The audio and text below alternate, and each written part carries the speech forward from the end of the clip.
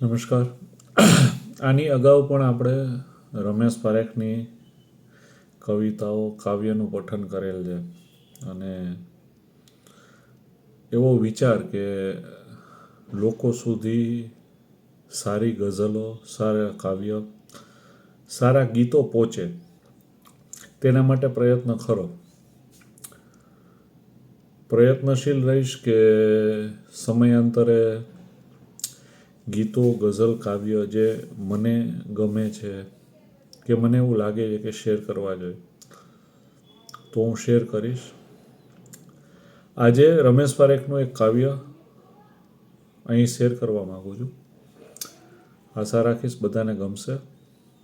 રમેશ પારેખનું એક કાવ્ય, એક અનુભવ તને કહું. એક અનુભવ તને કહું, લે સાંભળ સોનલ. એક વખત આ હું ને મારી આંખો ગયા તા દરિયે, ત્યારે કોઈ પગલું પાડી ગયું હતું ઓસરીએ. ઘેર આવતા ઘરમામો પર નરી તાજગી ભાડી અને અળપલું બોડી ઉઠ્યું. જડી ગયું તે તાળી. અમે પૂછ્યું શું જડી ગયું, તો કહે નથી જે તેજ, અને ઓસરી પર ઝગમગતું પગલું ચીંધ્યું સહેજ. ચિઠ્ઠી હોય તો વાંચે કોઈ, પગલું વાંચે કેમ? એક જ પગલે કેટલા પગલાં આવ્યાના વેમ. પગલા ઉપર અમે ચડાવ્યા પાપણના બે ફૂલ, ટીપે ટીપે સપના સુધી બાંધ્યો ભીનો ફૂલ.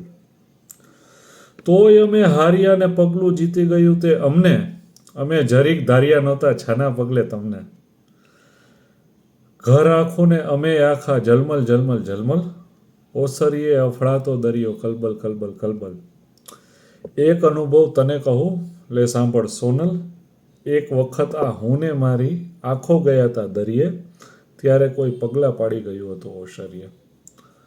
રમેશ પારેખ, આપના માટે આભાર.